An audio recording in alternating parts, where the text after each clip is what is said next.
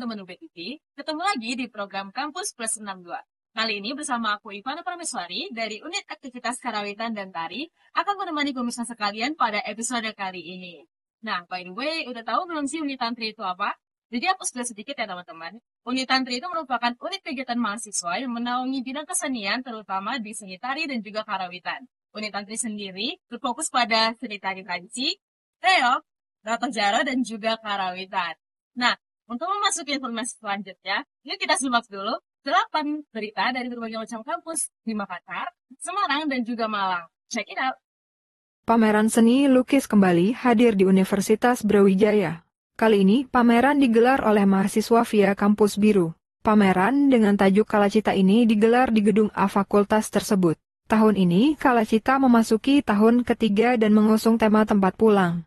Ketua Pelaksana Kalacita, Amore Aura Aula menjelaskan bahwa pameran tahunan ini memiliki tujuan sebagai media untuk mengenalkan karya seni mahasiswa.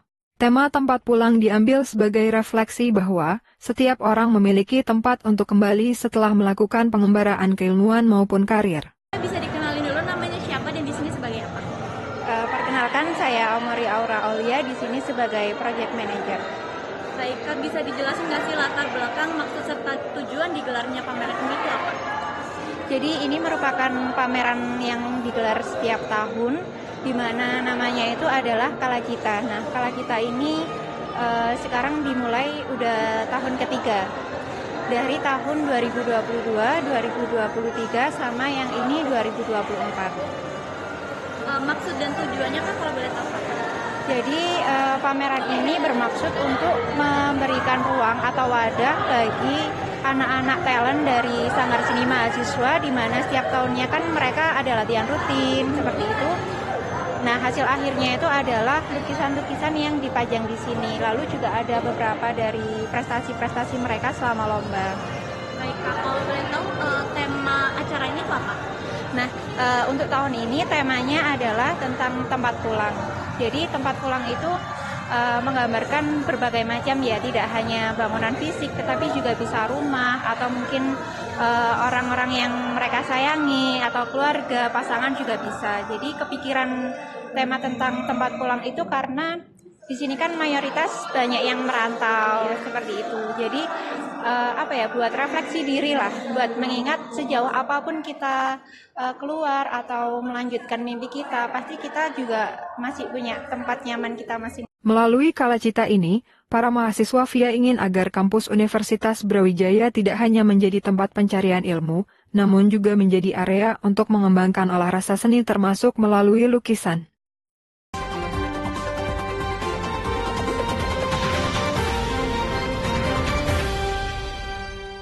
Universitas Brawijaya mendapat kunjungan dari ratusan siswa sekolah SMA Negeri 1 Jombang.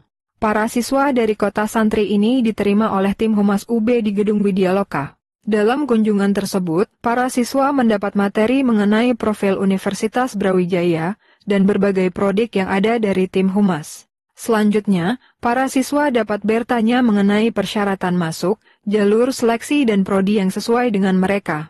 Menurut Wakil Kepala Sekolah Semani, kunjungan ini merupakan agenda rutin agar siswa dapat mengetahui profil, persyaratan dan prodi dari kampus yang mereka inginkan. Senangan kunjungan ke UB ini dalam rangka untuk mencari informasi terkait dengan penerimaan mahasiswa baru, sehingga kami membawa rombongan besarnya sekitar 278 siswa.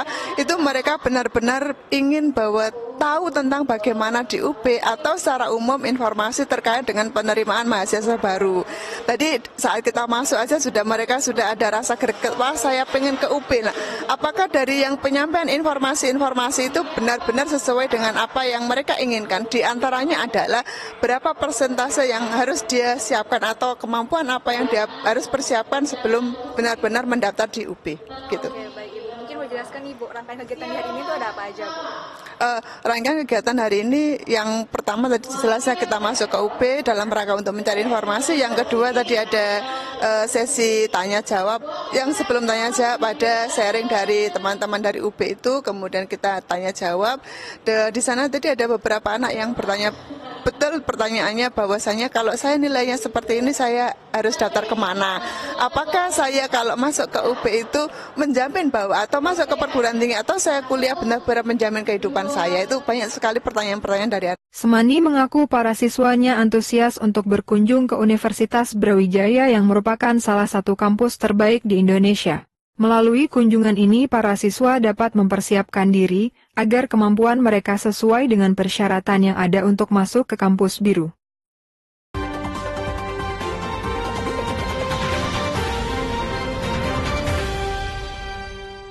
Direktur UB TV Abdullah Sidik menyambut senang usai meraih penghargaan ini dan semakin termotivasi dalam membuat program yang lebih baik ke depannya.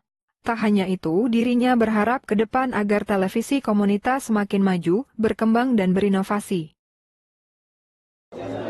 Ya, pertama saya senang karena nominasinya ada 2 untuk televisi komunitas, yaitu BTV dan teman saya dari Divia TV Unpad, dan kebetulan kami berdua sudah kenal lama, sudah punya program berjejaring juga, dan kalau toh alhamdulillah kami yang tahun ini terpilih, ini memotivasi kami untuk bisa membuat tayangan program yang lebih baik, dan saya senang mudah-mudahan ini bisa membuat televisi komunitas bisa lebih maju, lebih berkembang, dan bisa menginspirasi masyarakat daerah digital.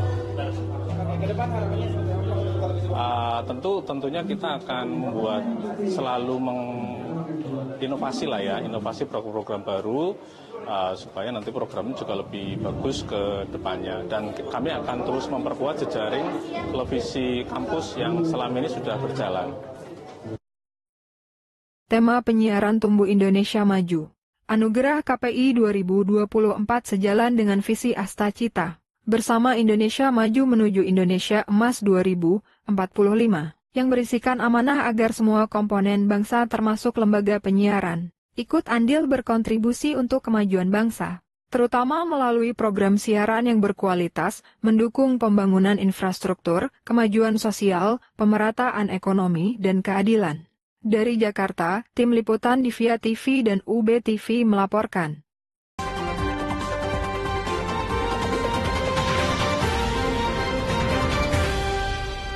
Simposium Nasional Forum Studi Transportasi Antar Perguruan Tinggi turut diwarnai sejumlah agenda diantaranya FSTPT Award. Mengusung tema Transportation Resilient for Indonesia's Future, FSTPT Award turut diikuti 153 perguruan tinggi baik negeri dan swasta dengan 256 makalah yang terdaftar. Total sebanyak 156 makalah dipresentasikan dalam sesi paralelnya. Ketua Simnas FSTPT 27 yang juga menjabat Ketua LPPM USM, Profesor Dr. Insinyur Mujiastuti Handayani MT, menyatakan kegiatan FSTPT Award ini menegaskan peran USM dalam mendukung riset dan inovasi di bidang transportasi demi tercapainya sistem transportasi yang berkelanjutan dan inklusif bagi masa depan Indonesia. Expose paper, di mana paper yang masuk untuk FSTPT ini 256, accepted 140 paper. Dan tadi sudah dieksposkan, ada 3 jenjang yang dilombakan. Jadi ada S2, juara best paper 1, kemudian S1 juara 1, 2, 3, dan vokasi juara 1, 2, 3. Simposium Nasional FSTPT ke-27 ini menghadirkan pembicara dari berbagai latar belakang, seperti akademisi, dinas perhubungan, BUMN, dan pemerintah. Zhilal Akbar Mustakbal, mahasiswa dari Politeknik Keselamatan Transportasi Jalan berhasil meraih juara 1 Best Presenter untuk jenjang sarjana. Kalau saya pribadi mengangkat permasalahan lalu lintas, di mana dari permasalahan bidang kami menghasilkan output yaitu pembangunan flyover. Seperti itu, Kak. Jujur perasaan ini senang dan alhamdulillah dapatkan penghargaan ini, dan penghargaan ini saya persembahkan untuk teman-teman saya dan dosen pembimbing maupun kampus dari PKT Tegal.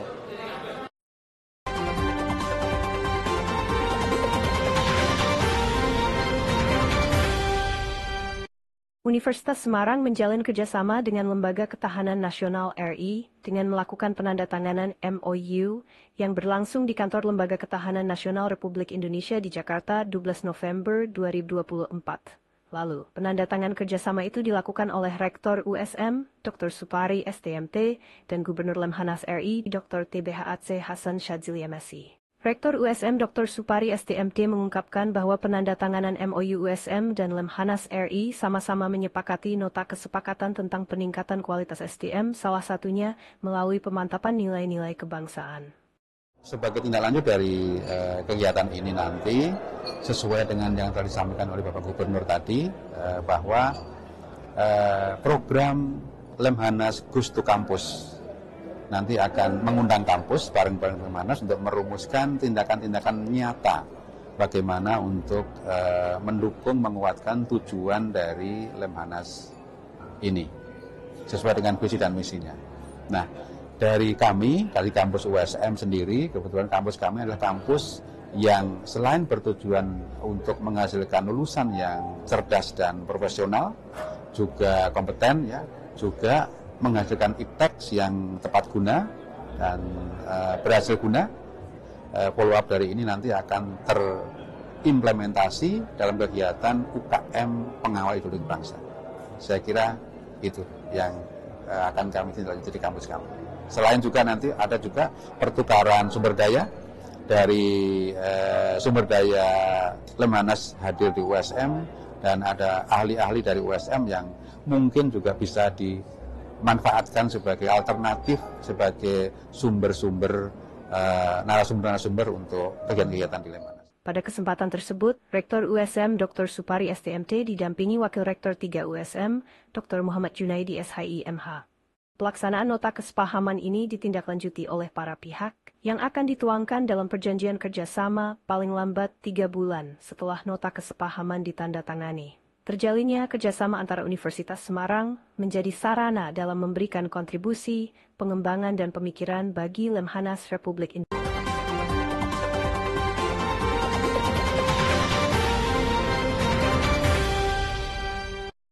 Hubungan sejarah antara kebudayaan Tiongkok dan Sulawesi Selatan, serta kontribusi budaya tersebut terhadap kehidupan sosial, budaya dan ekonomi di Sulawesi Selatan menjadi pembahasan dalam Focus Group Discussion atau FGD, Kebudayaan pada Selasa 5 November 2024 di Aula Prof. Matulada, Fakultas Ilmu Budaya Unhas. Lembaga Penelitian dan Pengabdian kepada Masyarakat, LPPM Universitas Hasanuddin menjadi penyelenggara FGD tersebut.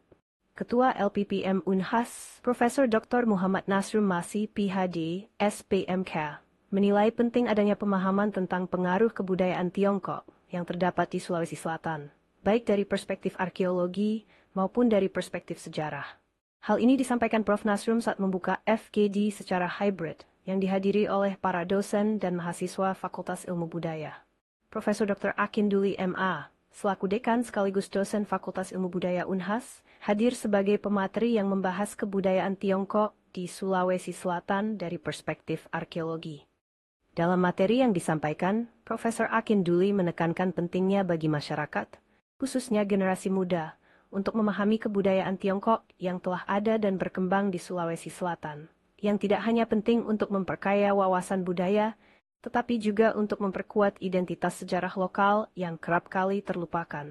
Hari ini kita melakukan FGD, temanya itu adalah mengupas tentang kebudayaan Tiongkok di Sulawesi dan Indonesia pada umumnya.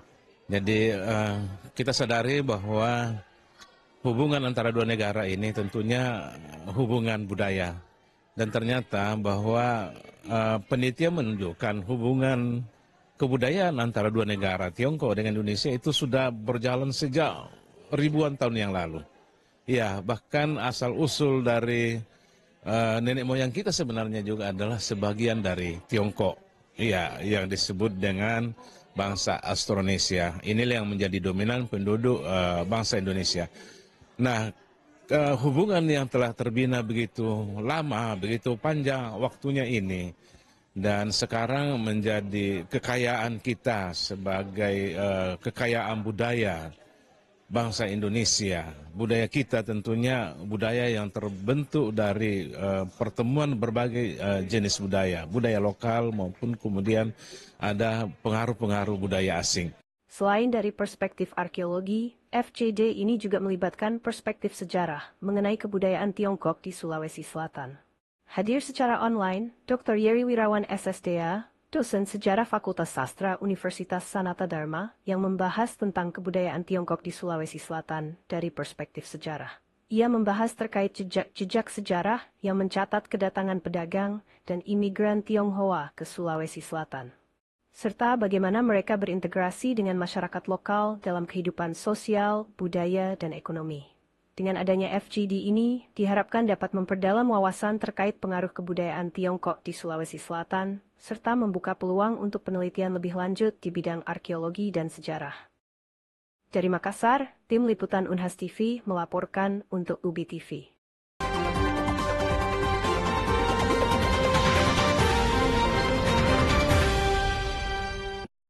Unit Kegiatan Mahasiswa UKM Voli Universitas Hasanuddin kembali digelar di tahun 2024 ini. Turnamen tahunan terbuka untuk umum ini digelar 31 Oktober sampai 9 November 2024. Kejuaraan antar klub bertajuk Unhas Cup 14 diikuti oleh 50 tim terdiri dari 32 tim putra dan 18 tim putri di Sulawesi Selatan. Ketua Panitia Open Tournament Bola Voli Unhas Cup 14, Muhammad Adrian Rizky, menyebut jika turnamen ini selalu mendapat dukungan dari berbagai pihak yang menyadari pentingnya wadah kompetisi olahraga bagi generasi muda. Adrian berharap Unhas Cup selanjutnya bisa diselenggarakan bukan hanya di lingkup provinsi, tapi nasional. Tidak ada batasan tingkatan, yang penting dia punya klub di Sulawesi Selatan itu. Berinisiasi untuk mengembangkan turnamennya kami sendiri supaya lebih terkenal di masyarakat luas. Nah, kami inisiasi untuk melaksanakannya se-Sulawesi Selatan dulu. Mungkin tahun depan akan dilaksanakan secara nasional. Turnamen ini kedepannya diusulkan sebagai agenda tahunan pemerintah daerah. Ini disampaikan Kasubdit Kemahasiswaan Unhas Muhammad Irdam Ferdiansyah. Ini memang tiap tahunnya dilaksanakan untuk kemudian menyemarakkan event-event olahraga yang dilaksanakan oleh kemahasiswaan dan penyelenggaranya itu dari mahasiswa. Sebetulnya ini juga salah satu upaya kita untuk kemudian menyelaraskan kegiatan-kegiatan akademik dengan kegiatan-kegiatan non-akademik supaya balance gitu aja. Mewakili Ketua Harian PBVSI Sulawesi Selatan, Kasatlantas Polrestabes Makassar, AKBP Amin Toha, SOSS HMH mengapresiasi komitmen Universitas Hasanuddin dalam menyelenggarakan turnamen ini secara konsisten. Ia pun berharap agar turnamen ini bisa menciptakan bibit-bibit bukan hanya level untuk provinsi, tentunya level nasional, bahkan internasional.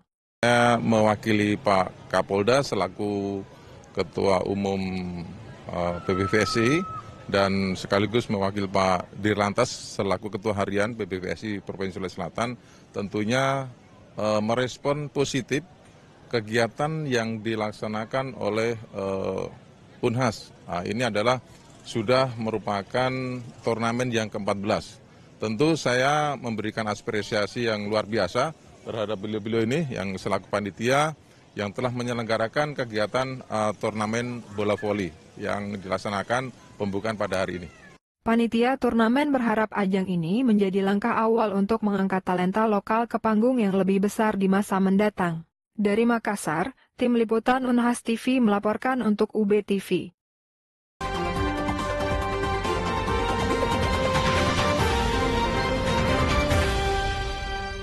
Benchmarking Politeknik Kesehatan Yogyakarta di Universitas Hasanuddin Makassar ini digelar pada Kamis 7 November 2024 di ruang rapat lantai 6 Gedung Rektorat Unhas. Kegiatan ini berfokus untuk mempelajari strategi Unhas dalam mengelola kemitraan internasional dan mengoptimalkan kerjasama dengan dunia industri. Selain itu, kunjungan benchmarking ini memfokuskan pada pengembangan kerjasama akademik seperti double degree, serta meningkatkan peluang internasionalisasi bagi mahasiswa dan dosen. Wakil Rektor Bidang Kemitraan, Inovasi, Kewirausahaan, dan Bisnis Unhas, Profesor Dr. Engineering Insinyur Adi Maulana, STM-Phil menjelaskan, jika Memorandum of Understanding atau MOU yang ditandatangani Unhas telah meningkat pesat dari 100 menjadi 400 per tahun. Profesor Adi juga menegaskan pentingnya optimalisasi kerjasama bukan hanya sebatas MOU, tetapi untuk memastikan pula dampaknya bagi mahasiswa dan lulusan. Jadi alhamdulillah hari ini kita dikunjungi oleh Direktur Poltekkes Yogyakarta, ya, mereka melakukan benchmark atau studi banding ke Universitas Hasanuddin, terutama untuk belajar bagaimana pengelolaan kemitraan yang ada di Universitas Hasanuddin. Nah, kita tahu bersama beberapa kali kita sudah, terutama dalam bidang kemitraan, walaupun tentu saja kita masih harus memaksimalkan, tetapi dalam skala nasional kita sudah menjadi rujukan. Itu dibuktikan dengan di tahun 2023 dan di tahun 2024 kita mendapatkan anugerah kerjasama internasional nomor 2 di Indonesia, dan tentu itu menjadi rujukan. Nah, oleh karena itu direktur dengan 12 tadi wakil direktur, kemudian dengan jajaran beberapa dosen, mereka datang ke UNHAS untuk belajar bagaimana pengelolaan kerjasama, baik itu kerjasama dalam negeri, kerjasama dunia usaha, dunia industri, dan utamanya kerjasama internasional. Tadi kita paparkan strategi-strategi UNHAS, ya, yang tadinya kita hanya punya 2 konsorsium riset internasional, sekarang kita sudah punya 14, ya. Nah, itu strateginya seperti apa. Kemudian yang tadinya MOU itu mungkin 1 tahun itu hanya sekitar 100, kita udah bisa meningkatkan sampai dengan per hari ini itu ada sekitar 400 MOU. Kita target bisa sampai 500 di akhir tahun, tetapi kita juga menyampaikan MOU itu hanya sekedar pintu masuk. Yang paling utamanya adalah optimalisasinya, gitu. Nah, itu yang mereka juga belajar bagaimana mengoptimalisasi, ya, follow up daripada MOU yang sudah ada. Hal-hal itu yang tadi kita diskusikan, mereka meminta saran-saran, saya juga sudah mempresentasikan tadi strategi-strategi yang ada, bagaimana arahan dari Pak Rektor, ya, yang kemudian diwujudkan dalam visi misinya dan kemudian kita implementasikan secara operasional seperti itu. Trik-trik kerjasama dengan mitra-mitra di luar negeri. Ya. Dari Makassar, Tim Liputan Unhas TV melaporkan untuk UB TV. Nah, gimana nih teman-teman? Seru kan ya beritanya? Bagi kalian yang penasaran tentang Unitantri itu apa, kalian bisa kepoin sosial media kita atau cek di Instagram kita di @unitantriub. Nah, Kampus Plus 62 akan hadir pada setiap hari Jumat pada pukul 14.30 dan juga akan tayang di YouTube UB TV Brawijaya pada pukul 1 siang di hari Minggu. Jangan lupa share, like, dan subscribe untuk tayangan UB TV agar semakin bermanfaat dan semakin berkualitas. Terima kasih. Aku Ivan Prameswari pamit undur diri dan sampai jumpa.